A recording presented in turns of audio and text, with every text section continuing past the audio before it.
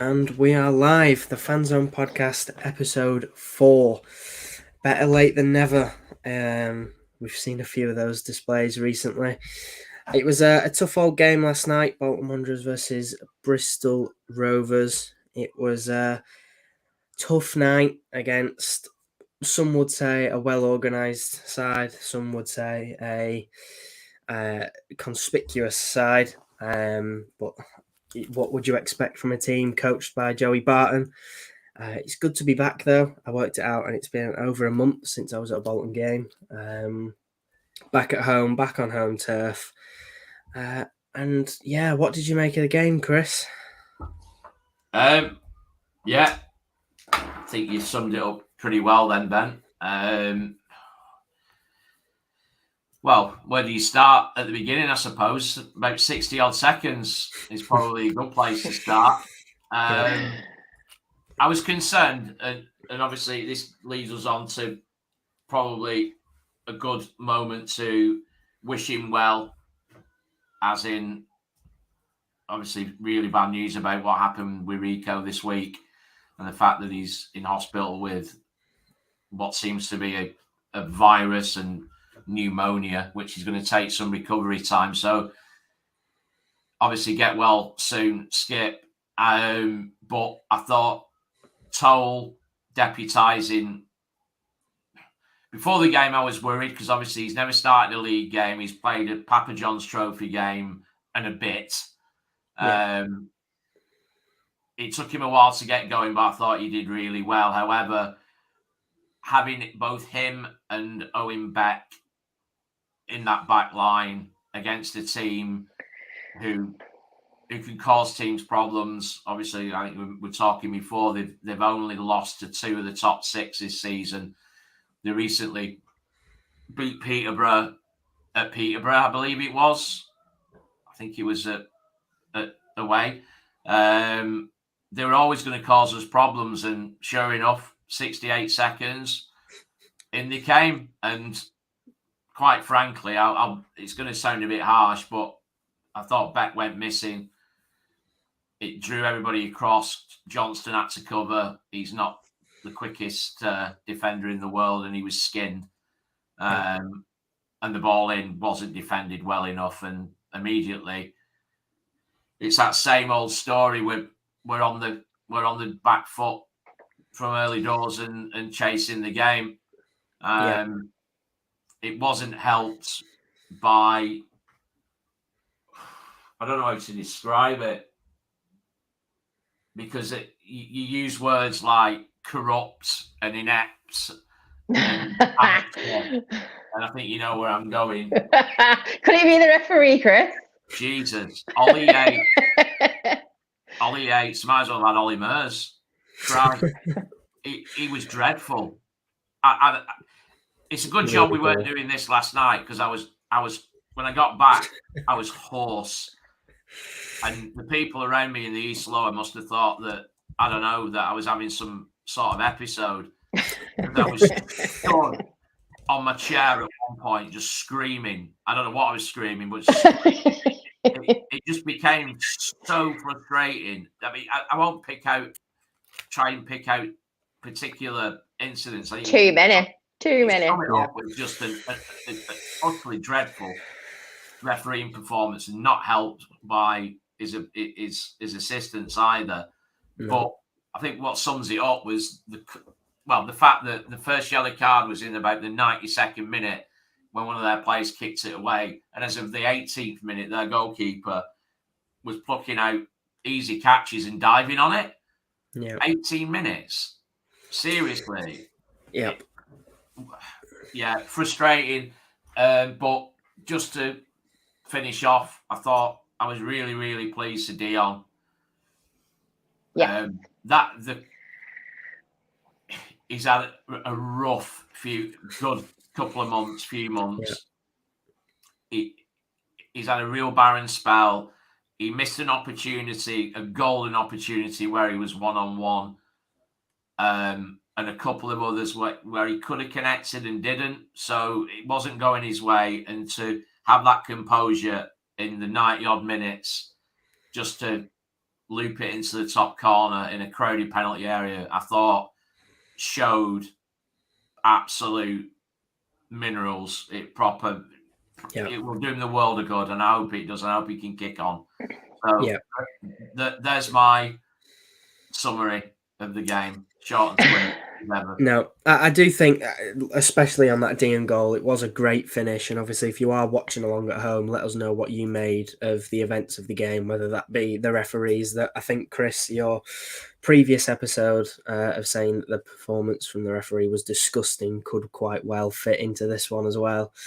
Yeah, it was a great finish by Charles, and hopefully, like we said, that'll pick him up and push him on for into the new year. But we'll have to wait and see how that pans out. One thing that I did want to touch on, actually, before I even got into the ground, I popped into the club shop, and there was a lot on offer. I don't often go into the club shop, but on the times that I have, felt quite samey, and a lot of the stuff in there was just a bit boring, to be honest. But I went in there the last time, yesterday actually, picked myself up a hat and some air fresheners. Not really relevant to what we're talking about, but I just walked in there, and some of the stuff that I was looking at and some of the stuff that they had in the store was actually quite good. And the commercial team seemed to be doing quite a good job. You know, recently we had the release of the limited edition kits. I saw them when I went in, and there was just all around a good display of things that I don't think we've seen for quite a while. Are you on commission? No, unfortunately not. But yeah, just wanted to mention it. I don't know if either of you have noticed it. Yeah, no, that there's a lovely little section of like olive green stuff towards the back. Yeah, isn't it? Yeah. Is that the hat you got? It is. It's the beanie. I've not got it with me, I don't think. I can't show you. No, that's it. There's definitely much more on offer. They've got even dartboards and all sorts, haven't they now? Yeah. But yeah, just wanted to mention that I thought the commercial team were doing a good job. Fair dues. Yeah. No, another thing that I noticed when I went into the ground, which was also completely unrelated to the football, but there seems to be new beer pumps in the concourse. There's some reusable cups that people seem to be using. Yeah, the fast flow stuff. Yeah, just you do end up with half your pint down your front because the seals go on. Yeah, I noticed that quite a bit. My pants were getting slightly wet from the seal, but yeah, I've never seen them at a football ground before. I don't think. There are a lot of Premier League grounds, but I think I think to a lot of people, it'd be like, oh, what are they going on about? You know, it's like, but all these small things, and it's all these, and it goes back to the whole sports psychology and all that kind of stuff, the marginal gains and the incremental gains, and it's these little percentages of improvements that contribute to obviously a wider improvement, and it's showing that they actually give a toss about the fans and making it the whole match day experience better, and ultimately it will drive footfall. It will get more bums on seats in the ground, and it's that foresight that I like, and I've always found has been the case since Sharon came on board and put a team together that she has. I think it works well. What were your thoughts on the game, Ange? So obviously I poorly child, so yes. I had to watch it on iFollow. And thank you, which kills me doing so. But at least I had home commentary, so that was better.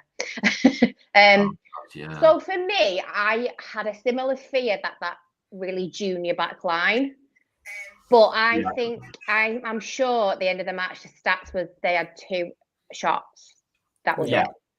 So they scored a goal in 70 seconds. Yeah. They had that immediate follow-up, almost scoring a goal. Another similar ball in from the Evans dude to the back post. Other than that, I thought they kept them quiet, and for a first league start from Tull, could see he was a little bit shaky to start with, but then grew in such confidence. Makes me a little less concerned about the fact that Rico's poorly and Will is still injured, I think. started training this week, so it's going to be a little bit before he comes back in. Yeah. But I think it's a good opportunity for Tull to get some minutes and show that he deserves a place in that team. Yeah. Similar with Beck, I think, like you said, he went missing for the goal. And we've discussed this before we came on, that he's driving forward is brilliant. Gets a little bit flustered, I think, once he reaches the box sometimes and doesn't know what to do with it. But his defensive work needs a little bit of attention. But he's a young lad, isn't he? So he is. Yeah, I think that's the key. I think even when Bradley first signed, there were instances defensively where he got caught out a little bit, but he seems to have come on leaps and bounds at a really quick rate, which is always nice to see. But like you've both said, I think apart from the first 5 or 10 minutes, really, where they had their chances, we kept them quiet for most of the game, and we looked the better side for most of the 90. We just couldn't quite make it count when we needed to.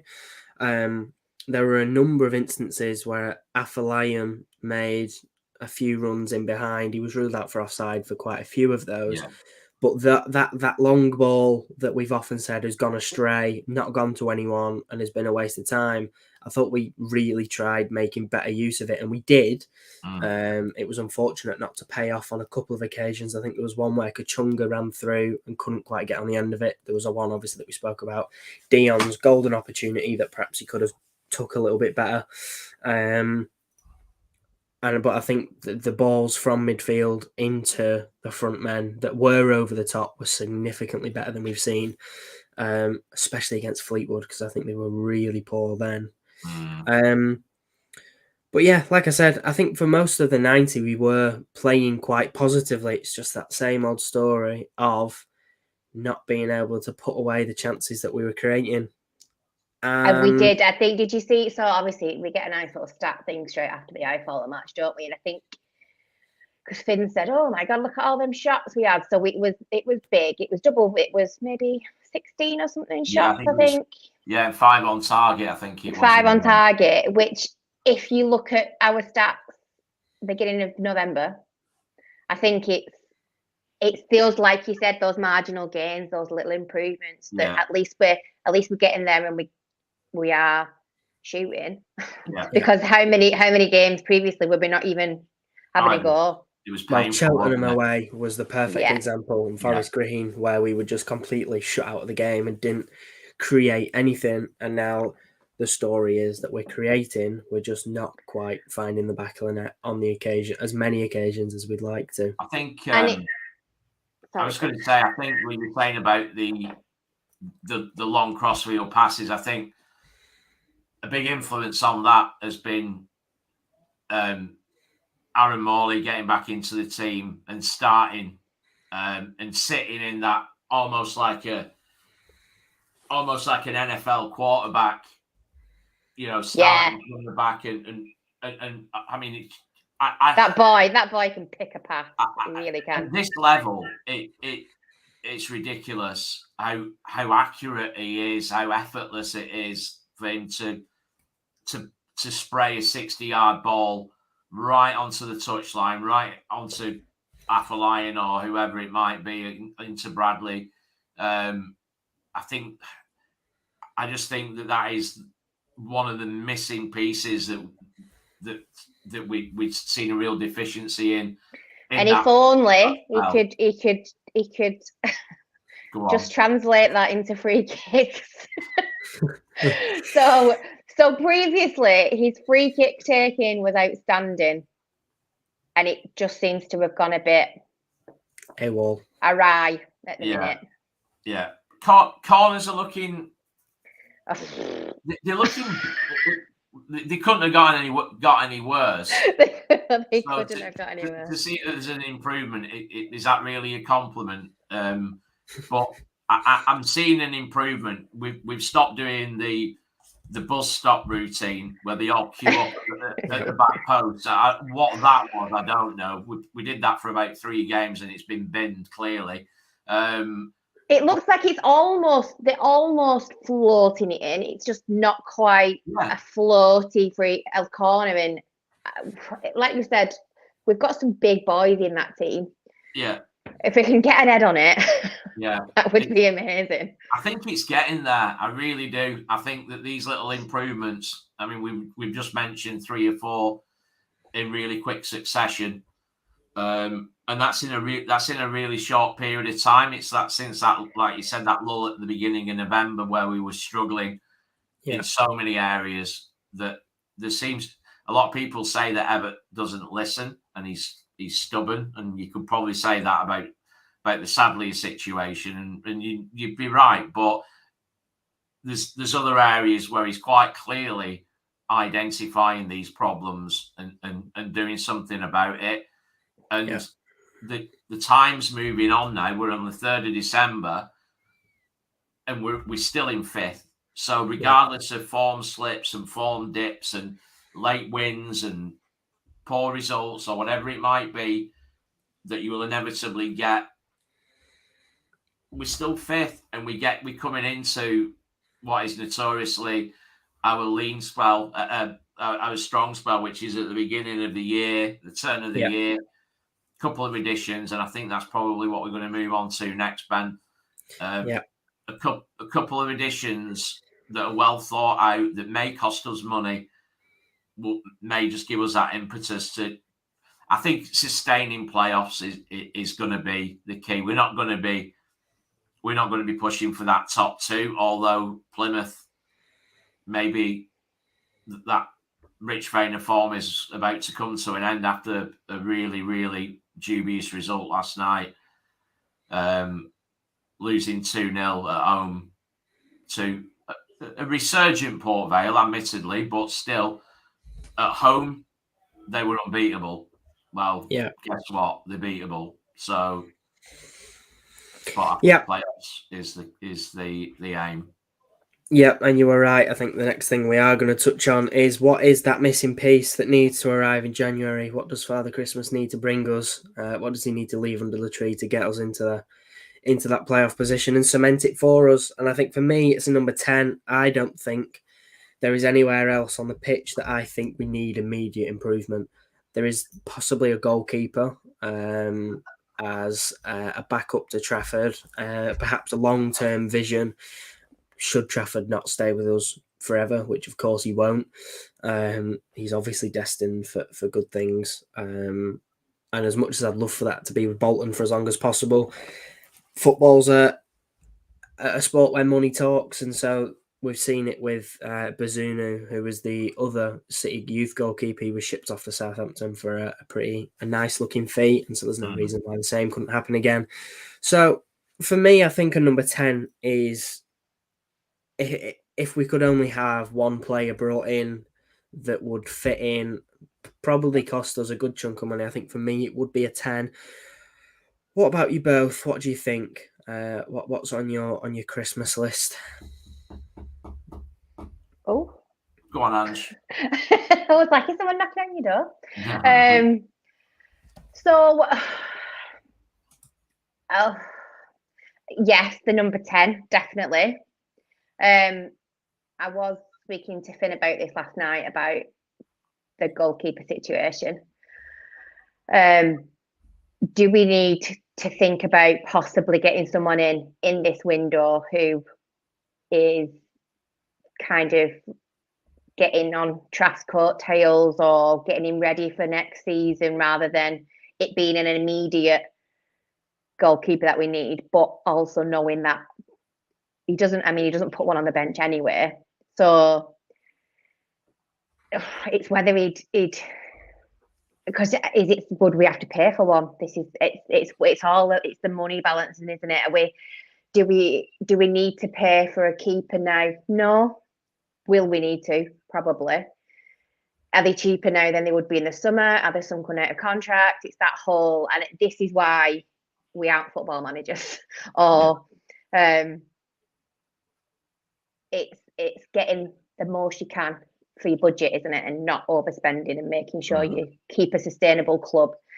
But I also think we maybe need somebody on the left, someone to cover for if Deck is off, which I think he will be off in the January window, and we've just got back. Yeah, you got Iredale though, haven't you, Ange? Yeah, you have got Iredale, but then you technically only got Iredale because Beck's on loan. So it's whether we strengthen there a little bit. I'm the same as you, Ben, thinking about. I don't think a striker is essential. I think we've got some strikers who are not bringing in the numbers they should be, but we've also got a Dapo. We've also got a Sads if he plays in, if he doesn't also go in January. We do have other options for getting some goals. So I don't think the striker is essential in this window. Yeah. And I think that's it. I think it's depending on what the crack is with Georgie T and his knee. I don't know. That might change plans. We do. Yeah. I think given that, whilst we've got that embarrassment of riches in the middle, when you consider that Dempsey is going to be out for 4 weeks, that with Thomason yesterday, that stemmed from poor refereeing. Yes. The incident that caused the injury could have been avoided. There was an incident 2-3 seconds prior to it happening that should have been blown for. There was there was 100% a foul, and then the next phase of play involved Thomason going down, and it was right in front of us. And you get an idea, obviously, when you watch loads of football like we all do, you get an idea. But when you see a player panicking when he's lying on the floor, he was in a state of panic. It was really worrying. It was quite harrowing to watch. And he doesn't feign injury, obviously. No. He tried to run it off, but that could be a potential long-term months of an injury. So immediately, that embarrassment of riches is until after Christmas, down by 2. Yeah. And that's a problem. So there may be a need to cover one of those with maybe a loan signing. I don't know, until such time that they fit. Obviously, you still got Kieran Lee, who's not played for a good while now, to come in. But I think, number 10. And before we came on air, we compared him to, and I will say his name, unlike other podcasts who will refrain from saying his name. But if you think about the influence in context, obviously it was in League 2. When he came into League 1, he was very much hit and miss. But if you think about the influence at League 2 level that Sarcevic had in the way that we played and how he influenced that as a number 10, we don't have a player who can do that. No. People are talking about Sadlier. People are talking about Dapo. We know that that's a square peg round hole situation. We need a ready-made number 10 who's probably playing in League 1 right now, punching high in League 2 perhaps, who can hit the ground running and you can just put into that role, because it's such a key role for so many reasons. And having that influential number 10 also potentially negates the need for another striker, because if you've got somebody who can work the channels as a good number 10 would, and can influence play in that way, I'm starting to think about Sheehan, but he's probably a little bit almost too cultured for that role. He's not dirty enough. He's not agricultural at all. You're right. He's not. You need. He's a beautiful player, but you need someone like that's a bit more sassy, a bit meatier. You need a bastard. You need a real bastard. You need one of those players that you think about the Juice of this world. You think about the Joey Bartons of this world. Probably, the players that you love in your team, but that everyone else hates. Everybody hates them, and that's what you need. We need somebody like that who can mix it up, and that for me would be the number one priority in January. Yeah, I think you're absolutely right. And one of the things that I just wanted to touch on really was the importance of that number 10 role. I think specifically with the way that we play in each third of our half, there needs to be, or each third of the pitch rather, there needs to be someone who can progress the ball. So whether that, for most of the season, we've seen Santos from the back who can, play sideways to one of the wing backs, he can play forwards into the midfield, or he can play long into the front men should they get on the end of it. He has the ability and the confidence to do every single one of those. I think in the midfield, that player is Morley. We see him drop between defenders. See him play deep and spray passes forward. We see him progress and run with the ball. He's all over the pitch. The place that's been missing, that sort of ability, is the number 10 role. We've tried Dapo there and he can't play as well with his back to goal. He's good at drifting wide, exactly how he did yesterday. He played in a front two with Bodvarsson, but Bodvarsson often came central and Dapo would just float off to the side, offer Beck a little bit more support and drive and create chances on the wing. And like I said, the place where that's broke down is the number 10 role. Sadly, is again the similar sort of position as Dapo. He's not as good with his back to goal, and like you said, it's a square peg in a round hole. And I think if that number 10 role is sorted out, then we could very easily be looking at bringing back the confidence in those strikers and getting that 20 goal a season striker once they get the quality service that they need consistently. Because I think that's been the problem, that they're getting chances, but then they go 2 or 3 games without getting a sniff of anything. Yeah. So that when the chances do come round, they're not playing on the back of anything. They're running low on confidence. And I think Trafford as well is the other player that is really good at that, passing long, passing short. His distribution has just always been top notch. And so, yeah, I think if you're watching at home, let us know what you think we need in January. What's on your Christmas list? Who do you think we need to sign? But I think on reflection of the game as a whole, I'm not sure a point is too bad of a result. They aren't a bad side by any stretch of the imagination. They've played against some top teams and done quite well. What do you think? Do you know why I'm smiling now? Because if we'd have done this podcast last night, Ben was absolutely fuming. Yeah. I wish we could. Is there any way we can play that voice note that he left in WhatsApp? It's such a good job. It was the rantings of a lunatic, wasn't it? I was like, I listened to it earlier this afternoon. I was like, oh, what's this?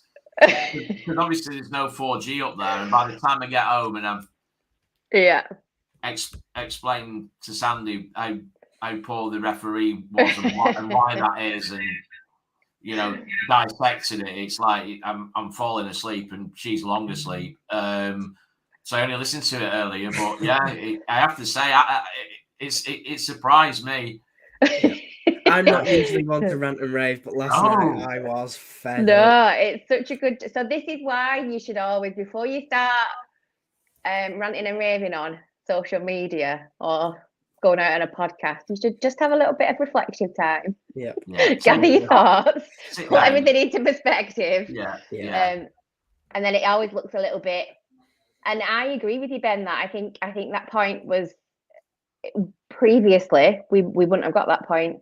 So for me, it's all, I am definitely the positive one, but yeah, it's definitely all improvements and a bit more positive than previous seasons. Yeah. And what about you, Chris? What do you think? On reflection, is a draw really that bad? Brilliant. Yeah. No, I was, despite the fact that we are so, we're notorious for scoring so late week in, week out. I just didn't see it. I just couldn't see it happening last night. And I'm not sure if anybody else noticed it. Obviously, Angie, you watched it on iFollow whilst you were looking after Finn. It looked to me like there was a very, very good shout right at the death. I think it might have been Geth that was at the centre of it. There was a there was a set piece, perhaps a corner, and there was a. I think the thing is, because we wear white shirts, that if your shirt's pulled, it makes it really clear because you see a huge expanse of white in contrast to a backdrop of green. And obviously, the first thing that you see is the catapult vests that they wear for the GPS unit. And it was clear as day. It was so clear from where we were sat that I'm sure it was blatant. It was like he virtually pulled the shirt off his back. So there was a good opportunity then to nick that winner. But no, I was pleased with a point because it wasn't looking like it was going to happen. I'll take that. It's a team we should be beating. I get that. But in the scheme of how it panned out last night, I think it's a good result. Yeah, I think it's one of those games that last season I think we would have perhaps rolled over a little bit too easily and been beaten. What about looking ahead to Shrewsbury? They've only lost 2 in their last 7. What are you expecting from a Shrewsbury side that look to be in relatively decent form, Chris? A 90th minute Dion screamer. Rich Snorter, followed by that's last season. It's going to be a tough game. You actually think about that game last season, it was awful. It was awful. Apart from that moment of utter brilliance, I'd be happy with a point. And I think we need to get back to that. I mean, what is it? 1 point from 2 home league games. So the defeat against Oxford, which was our last game at home in the league on the 29th, and then last night. Yep. We need to get back to 3 points at home and a point away and get back into that 2-point average per game. So I would be delighted with a draw. If we can get a win, I'd be over the moon. But like you say, Ben, they're set up well. They're a proper Cottrell team now. They're well organised. Yeah. And it be under no illusion that is not going to be an easy game. So a point would be excellent. Yes. Yeah. And what about you, Ange? Absolutely the same. It's not going to be easy by any. No, this is no League One games are easy. It's such a tough league. You look at the results and you're like, how? Yeah. How did Fleetwood draw that last night? How did Port Vale beat Plymouth away? Like, there's so many results that I think we have a tendency to overreact to, but then you look around you and it's happening all over the place. It's such a close league, so tight. Even the ones that are at the bottom are really pulling out points when they shouldn't be. Yeah. So I would be absolutely over the moon with a point. Over the moon. Yeah, I think the way things are at the minute, a point isn't a bad result against Shrewsbury away. I think the key to that is going to be not conceding first, starting on the front foot. And I suppose it either goes one of two ways, it feels like. It's if we concede first, we struggle and we end up losing, or, at a stretch, we might get a draw. But on the other hand, if we score first, we win. And that's a theme that we've seen. I think it's just been a long time now, hasn't it, since we scored first? So that tees me up lovely, that, for our regular slot, which is the Greenbury FC 714 stat of the week. And we've only scored first 6 times in 19 league games this season. Wow. 3 of them were penalties, Ipswich included, and 1 massive deflection, which was Dapo's goal at home against Peterborough. So only twice, and not since August, have we gone 1-0 up through a good piece of open play. And those games were Wickham and Morecambe, which that is mental. It seems like a bloody long time ago. But so long. As you say, Ben, when we do it and we do take the lead, we do not lose. And that's not a sweeping statement. That's a statistically correct statement. We do not lose. So, and I guess as well, these conversations about officiating being appalling, about time wasting, about gamesmanship. I thought there was an amazing piece of play last night, and I have to doff my cap to the Bristol Rovers goalkeeper, who quite obviously listened to the Stockdale podcast, which was only 2-3 weeks ago. And we were really, really gaining a lot of traction. We were getting loads of momentum. There was an incident, and he turned and looked in their penalty area. Not only was one of their players, outfield players, lay on the pitch injured, but the goalkeeper was also lay on the pitch injured. And there was absolutely nothing wrong with him whatsoever that I could see anyway. I may have missed something. There does seem to be an awful lot of cramp ringing round the away sides when we seem to get going. It's rinse and repeat, isn't it? It's rinse and repeat. They just come, they sit back, they roll about on the floor for a bit. I absolutely, if there's one thing I wish we could take away from the World Cup, it's those extra time minutes that they're putting on for time wasting, because that's how it should be. Yeah. 3 minutes after that first half. Oh, that was poor. That was. And 7 minutes in the second half. It probably should have been closer to 10. But they absolutely need to bring in the rugby stop clock. You just stop it. Yeah. Until the ball's in play, you stop it, and it just stop all of this blooming nonsense. Get on and play the match. And what was unbelievable was, whilst all this was going on, and it was probably the worst refereeing performance that we've seen this season. We say that every week. Yeah, but it gets worse and worse. Was the fact that it was Joey Barton who got booked, and not Everett. I know. Everett looked cool as a cucumber. From what I could see from iFollow, obviously you're kind of behind them, aren't you, on iFollow? Yeah. So you probably could see it better from me, slower, Chris. But he actually looked really calm compared to Joey.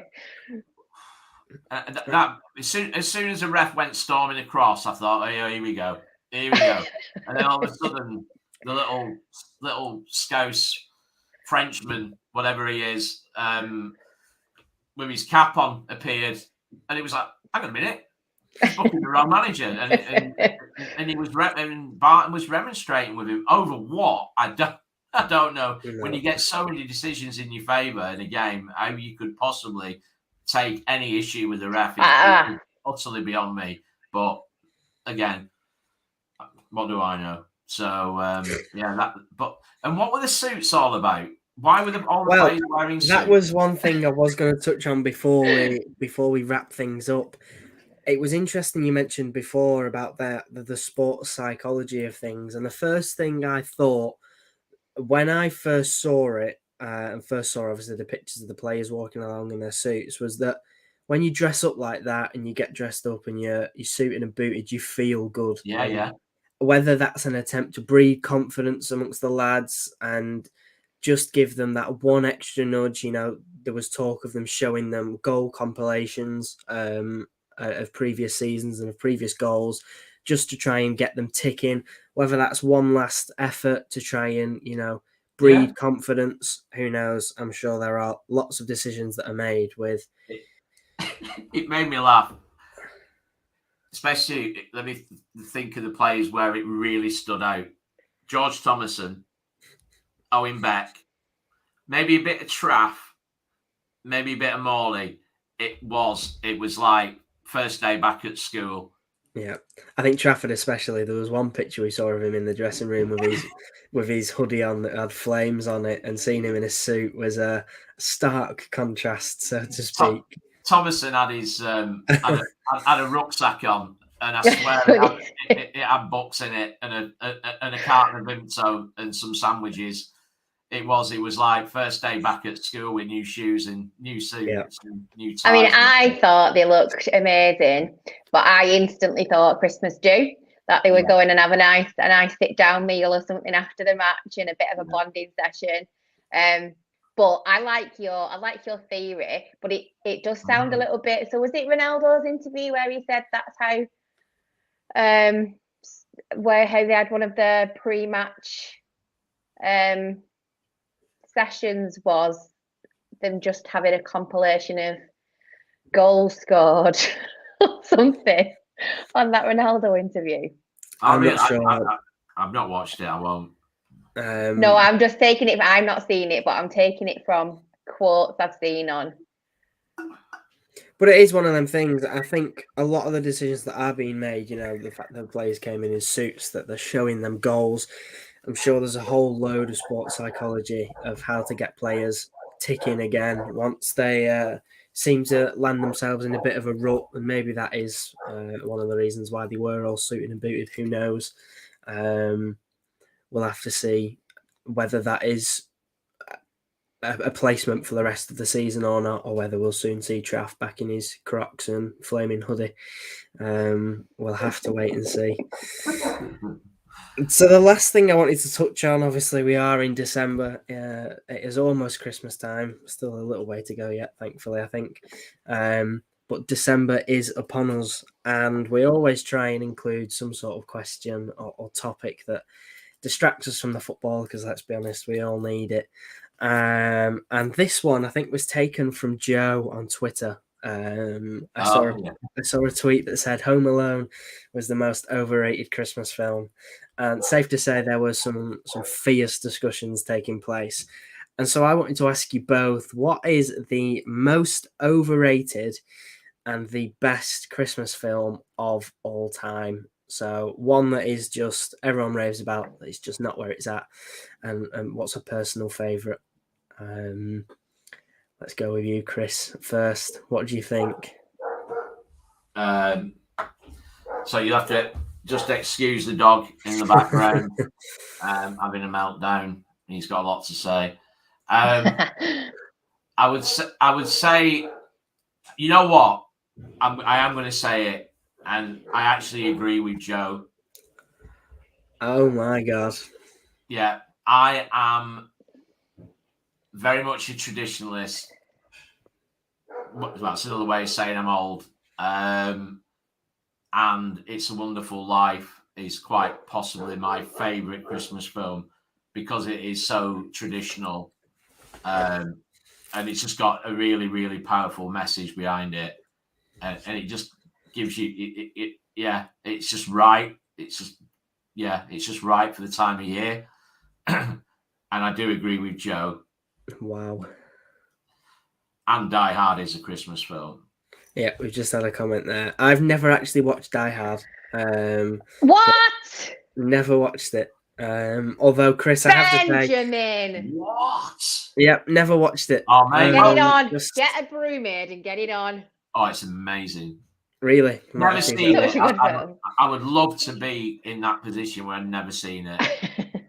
To watch it again for the first time. Because I might have to give it a watch now. That's pretty strong reviews. However, not to make you feel even older, but my dad is also a huge advocate for A Wonderful Life. That's his favourite of all time. A classic in its own right. What about you, Ange? What's the most overrated Christmas film, and what is a personal favourite? So if you say Home Alone, I'm going. No, I like Home Alone. But my absolute all-time favourite is It's a Wonderful Life. Absolutely. And I struggle because I love Christmas. So there's a time for every Christmas film. And sometimes you need a bit of animation, a bit of slapstick. Sometimes you need something with a proper message. The only one I struggle to watch is The Snowman. I just find it boring. Yeah. So for me, that'll have to be my overrated one, because other than young Allard and his pipes, there's nothing really goes on. That's a really good show. I think I'm torn, and the one that I'm torn on is the most overrated one I've got to. For me, my personal favourite, I think, is Elf. Or I feel like that's too cliche now. Everyone says it. So the other one I've got doesn't matter. Either of you have watched Miracle on 34th Street. I love that film. I had it on the DVD original or the remake. You wouldn't have known there was an original. You don't know there's an original, do you? The original is outstanding. The original is outstanding. The remake's not bad, but try and watch the original one. I'll have to go and watch that now. But yeah, that for me, I had it on DVD when I was a kid, and all through December that was on repeat. And the most overrated one, I have two. The first one, and everyone seems to rave about this. I had one person agreeing with me on Twitter, is The Grinch. I cannot stand it. Oh, Ben. Oh, Grinch. Mate, don't let Lloyd Isgrove hear you. It's really? Funny. He's a big fan of The Grinch. Oh, huge. They have they have a Grinch tree, don't they? I think normally. Oh dear. Well, I must apologise, Lloyd, if you are listening, which I doubt you are. But The Grinch is just not for me. And the other one's The Polar Express. Like you said about Snowman, I just find it so boring. Really? Yeah. Never been able to get on with The Polar Express. Not for me. Wow. Controversial. Controversial. Way to end it. Controversial and edgy. But yeah, that's for me. Just can't get on with them. Anyway, I think that concludes today's episode. I think that just about rounds up. Obviously, we'll be back again with you all for the Shrewsbury game. Hopefully, talking about a nice 3 points on the road or a nice point on the road. I don't think we'll be too fussy. But yeah, that just about concludes episode 4. Any final thoughts from anyone? Don't eat yellow snow. Oh, yeah. I mean, well, someone's got some thoughts. I would say, don't forget the Carol concert. Oh yeah. Yes, that's a good point. Is it 10 days to go? Yeah, the 12th. The 12th, yeah, Monday the 12th, yeah. Right. And it's a world record attempt. Fantastic. Another thing, albeit slightly more significant than a club shop being well stocked and fancy beer pumps, a good effort from the club, something to really bring the fans together and kick off that community activation, which they've been desperate to sort of seek out and get going, which is always nice to see. There aren't many clubs that you can say the same for. And that does conclude today's episode. So thank you all for watching. Whatever platform you're on, if you follow us over there, you can also head to YouTube and you can subscribe over there. If you click the little bell, you'll be notified when all the podcasts go live and you can tune in and watch with us and have your say on what goes on. And that is the end of today's episode. So thanks for listening or watching, and we will catch you in the next one. Take care. Bye. See y'all soon. Bye-bye.